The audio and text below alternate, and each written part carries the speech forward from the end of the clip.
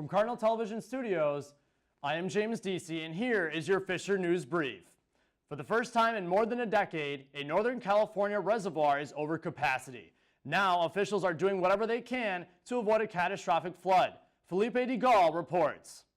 The Anderson Reservoir is now at 100.4% capacity, well above where it usually sits in Morgan Hill at 89%. For now, the water hasn't breached its seismically unsafe dam, and for the first time in 11 years, the Santa Clara Valley Water District has opened up the spillway where water is rushing down the hill and a waterfall.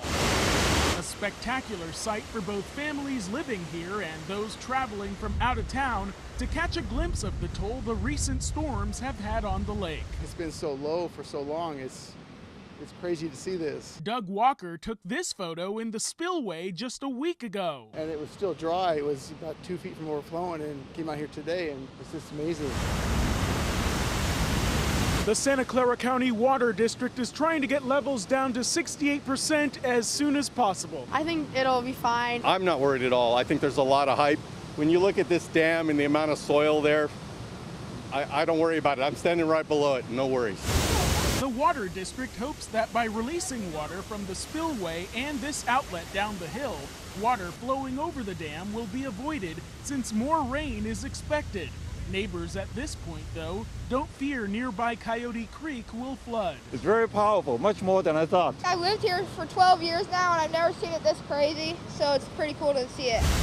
A safe sight to see now, and Doug Walker will keep his eye on the water levels as future storms approach. I'm on the top of the hill, so I'm safe, but down below, who knows what can happen. In Morgan Hill, Philippe Jagal, Cron 4 News. President Donald Trump's comments about Sweden during a Saturday rally in Florida has many baffled. Trump referenced the Scandinavian nation known for liberally accepting Syrian refugees during a section of his speech decrying the dangers of open borders. Now Trump is trying to rectify the situation. Athena Jones reports. President Donald Trump doing damage control after seemingly suggesting a terror incident occurred in Sweden during his campaign-style rally in Florida. You look at what's happening last night in Sweden. Sweden. Who would believe this? Sweden. They took in large numbers. They're having problems like they never thought possible. The comment sparking confusion worldwide. The president later explaining it was something he saw on TV. Tweeting, "My statement as to what's happening in Sweden was in reference to a story that was broadcast on Fox News concerning immigrants and Sweden." That Fox News report, an interview with a conservative filmmaker who accused the Swedish government of covering up violent crimes committed by refugees, aired the night before the president's rally. Inside North Korea, some grim economic news that might have a bright side. China says it's cutting off all imports of North Korean coal for the rest of the year and keeping a UN Security Council resolution against the North's nuclear program. CNN's Will Ripley in North Korea's capital, Pyongyang, and he tells us what normally would be bad news for a country may be a shining light for North Koreans.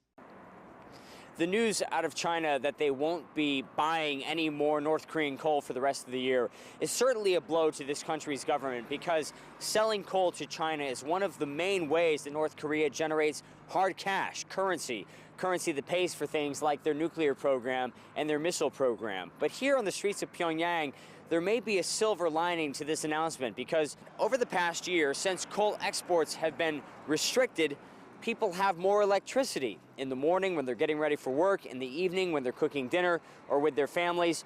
If you look at the Pyongyang skyline now versus a year or two ago, you see a lot more lights on than you did before. And so the fact that there's more coal being kept inside the country may actually be a good thing in regards to the people's living standards here.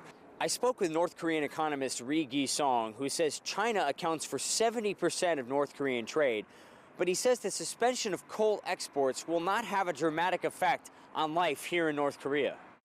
The sanctions are not slowing down our nuclear and missile development. We're going faster. We're increasing our national defense with nuclear at the core. Ri and other North Korean economists say this country has lived under heavy sanctions for decades, And yet slow economic growth has continued. You look at people on the streets of Pyongyang, they have new clothing, they're carrying smartphones, their living standards are improving. The question moving forward is this growth sustainable as the economic noose continues to tighten? But officials here in North Korea say nothing will stop them from developing their missile and their nuclear programs. Will Ripley, CNN, Pyongyang, North Korea. And that is your Fisher News Brief. I am James Deasy.